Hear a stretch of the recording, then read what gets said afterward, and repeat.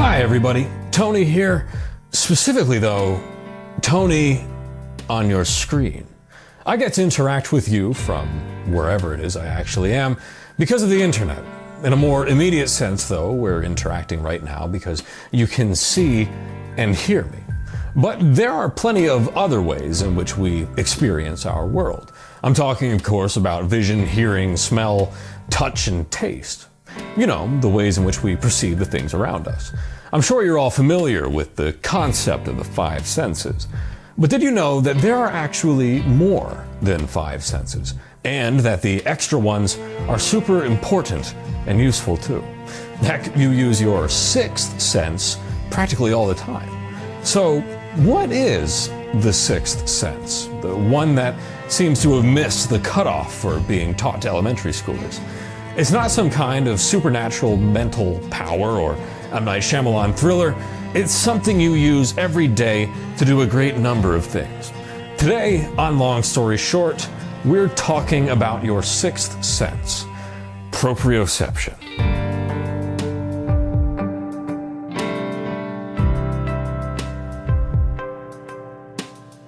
Proprioception really is just as obvious, for lack of a better word, as any of the other senses. Even if you don't know what it is, you're definitely familiar with it. So what actually is proprioception? We can perform a simple experiment to help you feel it. First, extend your arms out to the side as if you're making the shape of an uppercase T. Now, close your eyes and slowly move your finger to your nose. Unless you've been drinking alcohol recently, you were probably able to bring your finger to your nose. So how did you do that? How were you able to touch your finger to your nose if you were unable to see them both? With your eyes open, it's obvious to everyone how you can poke your nose. Just use your eyes to gather information about the location of your finger in relation to your nose and close the gap. But with your eyes closed, your sense of vision is no longer receiving information, and your other four senses aren't going to cut it either. You don't match your finger to your nose by tasting, smelling, hearing, or feeling your way up to it, since you can only gain information about your surroundings, including your own body, through your physical senses, and your five main senses weren't giving you the information you needed to complete the task. You must have utilized something else. This something else is proprioception.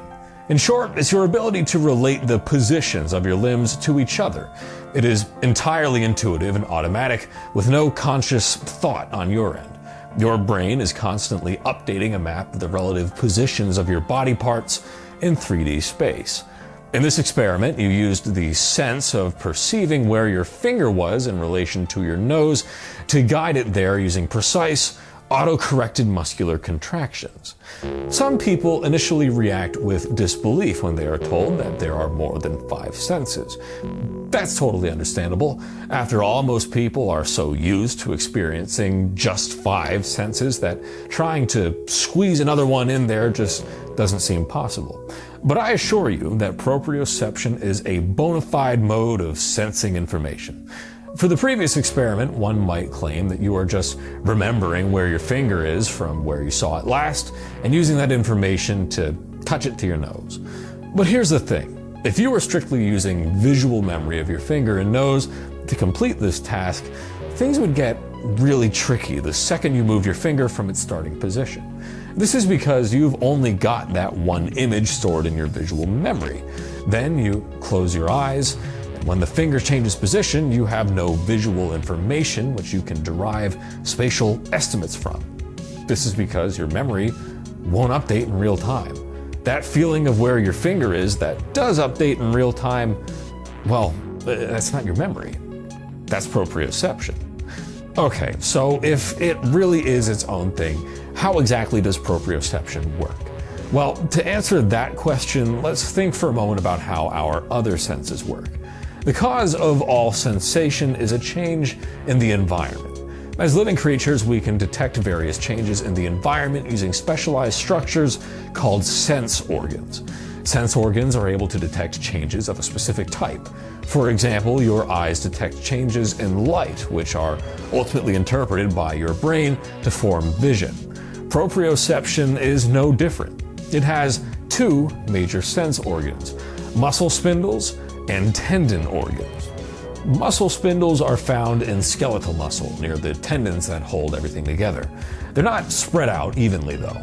Muscles which have a higher fine motor skill requirement, such as those that drive the fingers, have many muscle spindles, while muscles which require less finesse have fewer. These sense organs are basically 7 to 8 specialized muscle fibers in a fibrous capsule. Extrafusal fibers are outside of the capsule and can contract like all the other muscle cells. Intrafusal fibers are found inside the capsule, and they've got some unique properties. Specifically, they cannot contract. This is practically unheard of in muscle cells. After all, one of the key properties of muscle tissue is that it contracts. That's what muscles do. And yet, the middle portions of intrafusal muscle fibers lack the essential proteins for contraction found in all other muscle cells. Even though they cannot contract with their own force, they're still stretched on a regular basis. As all the regular muscle around these capsules contracts and relaxes, they stretch the intrafusal fibers around too.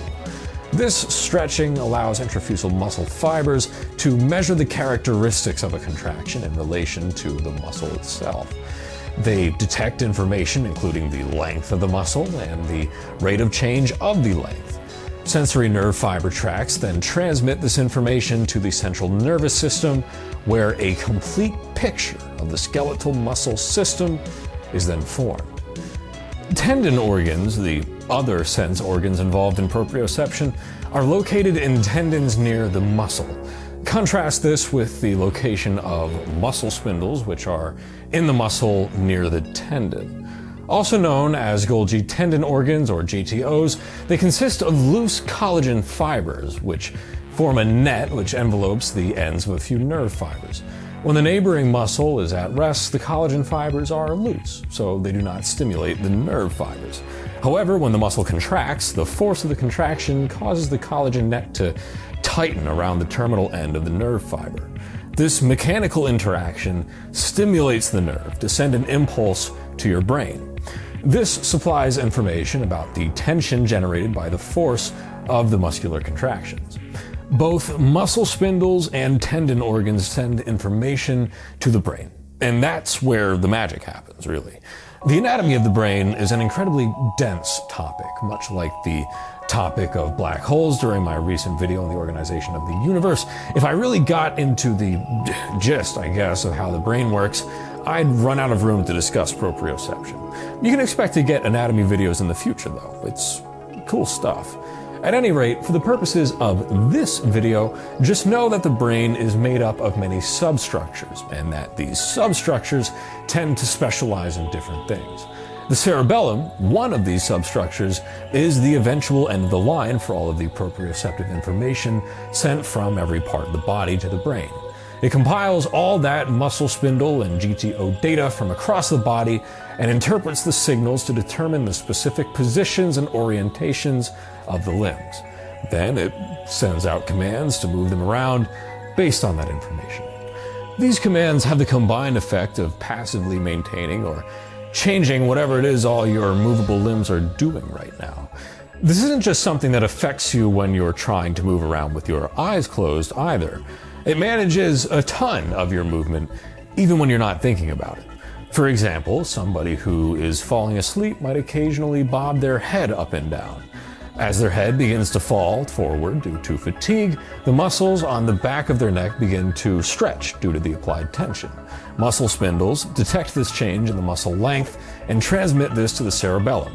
The cerebellum recognizes that there is an unintended and uncontrolled muscle lengthening occurring, and it appropriately stimulates the posterior neck muscles to contract. This stops their head from falling further and instead jerks it up. This automatic reflex happens thanks to proprioception, and you don't have to do anything to make it happen. Well, consciously, you don't have to do anything. Of course, this stuff has practical applications too. For example, the experiment we conducted at the beginning of this video is part of the standard field sobriety test. Police officers administer that test to drivers suspected of being under the influence of alcohol. Since alcohol inhibits a bunch of the stuff that we discussed that makes proprioception work, people are unable to touch their nose with their fingers if they're drunk. On a somewhat related note, lack of proprioceptive ability is a warning sign in clinical populations, especially the elderly. An inability to properly coordinate automatic muscle reactions can be a symptom of brain damage from a stroke or senescence. Proprioception is also integral to proper performance by athletes. They have to move their bodies with precision in order to perform their best, and proprioception is key to precise movement. Understanding the mechanisms which allow proprioception to give us a sense of where our limbs are is important stuff.